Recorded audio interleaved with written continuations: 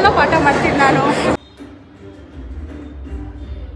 She is very good when she is in anger mode. To my channel. ಇವತ್ತು ನನ್ನ friend ಮದುವೆ ಇದೆ, ಅದಕ್ಕೋಸ್ಕರ ರೆಡಿ ಆಗ್ತಾ ಇದ್ದೀನಿ. ನಾನು ಮತ್ತು ನನ್ನ ಈ ಫ್ರೆಂಡ್ ಆ್ಯಕ್ಚುಲಿ 2018 ಒಂದೇ ಕಾಲೇಜಲ್ಲಿ ಸೇರ್ತೀವಿ. ಆದರೆ ನಾವೇನು ಫ್ರೆಂಡ್ಸ್ ಆಗಲ್ಲ. ನಮಗೆ ಬೇರೆ ಫ್ರೆಂಡ್ಸ್ ಇರ್ತಾರೆ, ಅವಳಿಗೆ ಬೇರೆ ಫ್ರೆಂಡ್ಸ್ ಇರ್ತಾರೆ. ಮತ್ತು 2021 ಒಂದೇ ಕಾಲೇಜಲ್ಲಿ MSc ಸೇರ್ತೀವಿ. ಮತ್ತೆ ಸಹ ನಾನು ಅವಳು ಫ್ರೆಂಡ್ ಆಗಲ್ಲ. ವಿಧಿ ತರ್ತಾನೇ ಇರುತ್ತೆ ನಮ್ಮನ್ನು ಒಟ್ಟಿಗೆ.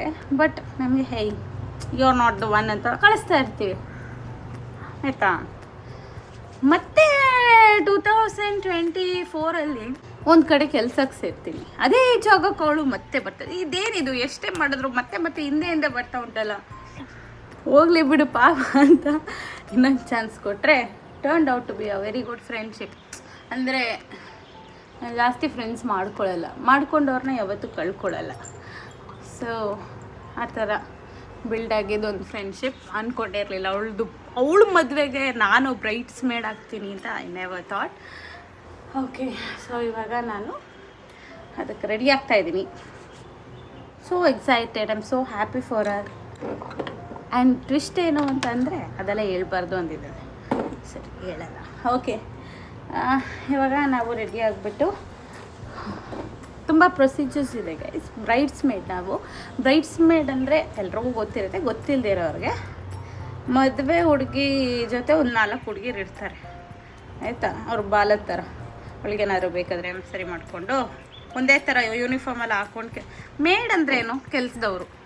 ಬ್ರೈಡ್ಸ್ ಮೇಡ್ ಅಂದ್ರೇನು, ಮದುವೆ ಹುಡುಗಿದು ಕೆಲಸದವ್ರು ನಾವು.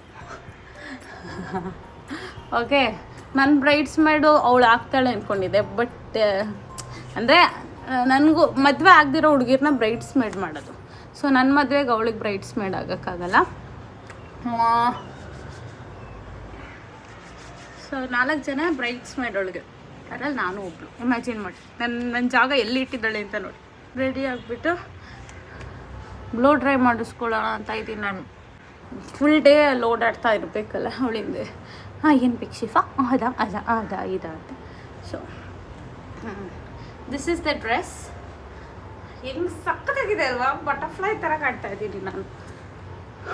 ಓಕೆ, ನಿಮ್ಮ ಲೈಫಲ್ಲೂ ಇದೇ ಥರ ಒಂದು ಅನ್ಎಕ್ಸ್ಪೆಕ್ಟೆಡ್ ಫ್ರೆಂಡ್ಶಿಪ್ ಇರುತ್ತೆ. ಅಂದ್ಕೊಂಡೇ ಇರಲ್ಲ ನಮ್ಮ ಫ್ರೆಂಡ್ ಆಗ್ತಾರೆ ಅಂತ. ಅದು ಫ್ರೆಂಡ್ ಆಗಿರ್ತಾರಲ್ವ, ಆ ಥರದವ್ರನ್ನ ಟ್ಯಾಗ್ ಮಾಡಿ. ಅನ್ಕೋತೀನಿ ಸ್ವಲ್ಪ got my watch, I got my watch. ಅಮ್ಮ, ನಂದು ಈ ವಾಚ್ ಕಳೆದೋಗಿತ್ತು ಅಂತ ಅಳ್ತಾ ಕೂತಿದ್ದೆ ನಾನು. How is it possible? ಇದ್ರಲ್ಲಿ 10 ಸತಿ ಚೆಕ್ ಮಾಡಿದ್ದೀನಿ, ಇದ್ರಲ್ಲಿ 1000 ಸತಿ ಚೆಕ್ ಮಾಡಿದ್ದೀನಿ ಗೈಸ್. ನಾನು ನಿನ್ನೆ ದೇವ್ರ ಹತ್ರ ಜಗಳ ಆಡಿದ್ದೆ ನಾನು.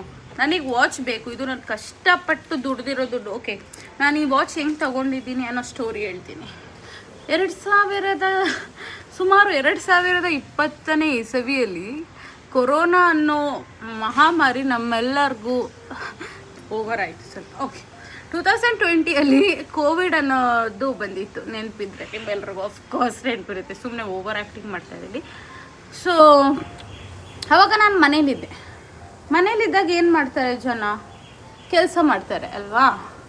ಆದರೆ ನನ್ನ ಬಿಸ್ನೆಸ್ ಮೈಂಡ್ ನಾನು ಯೂಸ್ ಮಾಡಿಬಿಟ್ಟು ನಮ್ಮ ಅಪ್ಪಂಗೆ ಶರ್ಟ್ ಅಯನ್ ಮಾಡಿಕೊಟ್ರೆ 50 ರೂಪಾಯಿ, ಮನೆ ಒರೆಸಿದ್ರೆ ಗುಡಿಸಿದ್ರೆ 100 ರೂಪಾಯಿ, ಮತ್ತು ಬಟ್ಟೆ ಒಣಗಕ್ಕೆ ಹಾಕಿದ್ರೆ 20 ರೂಪಾಯಿ. ಆ ಥರ ತುಂಬ ಚೀಪಾಗೆ ಕೆಲಸ ಮಾಡಿಕೊಡ್ತಿದ್ದೆ. ಬಾತ್ರೂಮ್ ತೊಳೆದ್ರೆ ಒಂದು 50 ರೂಪಾಯಿ.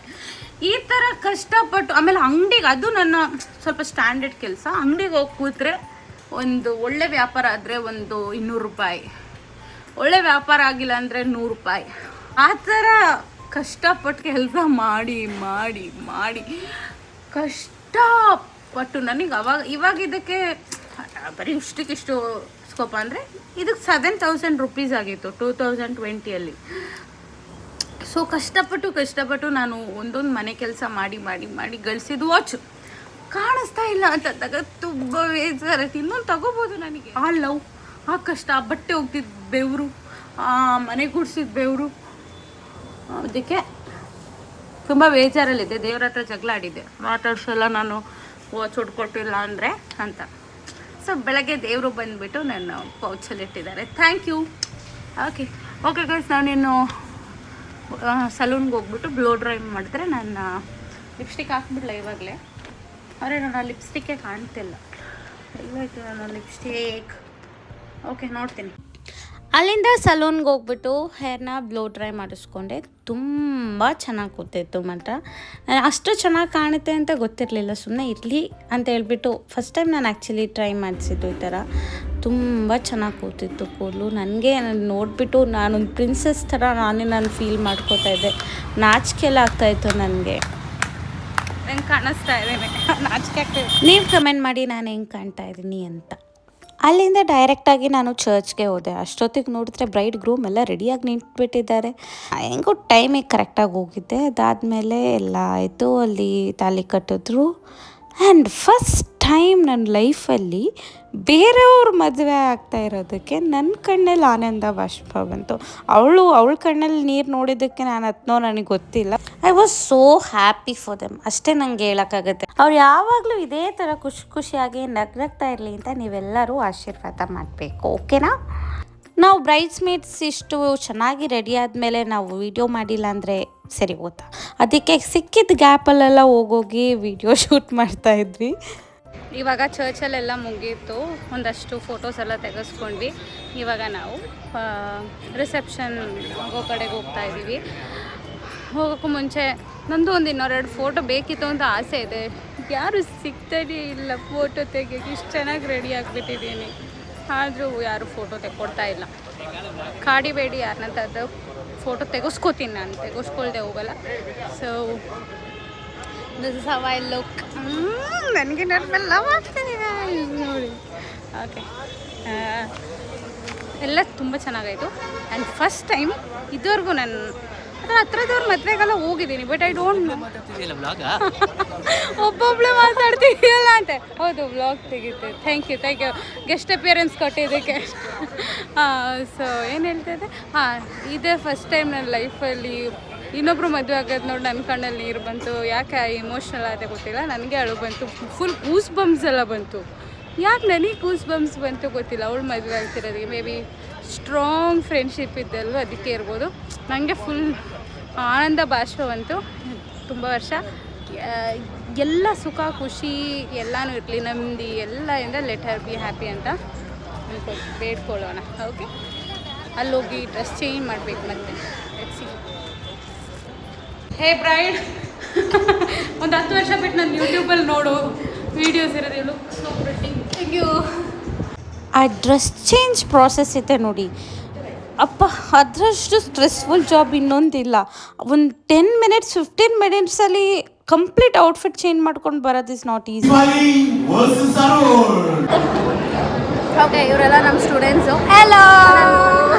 ನಾನು ನೋಡಿದ್ರೆ ಟೀಚರ್ ಥರ ಕಾಣಲ್ಲ, ಆದರೆ ಏನು ಮಾಡೋದು, ಟೀಚರ್ ಆಗಿಬಿಟ್ಟಿದ್ದೀನಿ. ದೊಡ್ಡ ಮಕ್ಕಳಿಗೆಲ್ಲ ಪಾಠ ಮಾಡ್ತೀನಿ ನಾನು. Because she is a lecturer ಅಲ್ವಾ, ಆಬ್ವಿಯಸ್ಲಿ ಕಾಲೇಜ್ ಸ್ಟೂಡೆಂಟ್ಸ್. ಏನಾದ್ರು ಸ್ವಲ್ಪ ಪ್ರೇಸ್ ಮಾಡಿ ನನಗೆ. She is very beautiful, very cute. she teaches very well, and even she makes a lot of fun. She deals with students very nicely. Yeah. She's very good when she's in anger mode. Actually, you are roasting her, no? Hey, no, I'm not roasting. I'm saying the true fact, isn't it, ma'am? anger ಕೂಡ ಚೆನ್ನಾಗಿರುತ್ತಾ? Yeah. Your expressions. ಏನು ಹೇಳೋದು, ಅಭಿಮಾನಿಗಳ ಬಳಗ ಎಲ್ಲರೂ subscribe ಮಾಡಿದ್ದೀರಾ? Subscribe ಮಾಡಿದ್ದೀವಿ. Okay, thank you so much. ನನ್ನ ಚಾನಲಿಗೆ ಬಂದಿದ್ದಕ್ಕೆ ವಿಡಿಯೋ ಅಪ್ಲೋಡ್ ಮಾಡ್ತೀನಿ. Sure. Is one more student, ಹೇಳೇನಾದ್ರು ನನ್ನ ಬಗ್ಗೆ.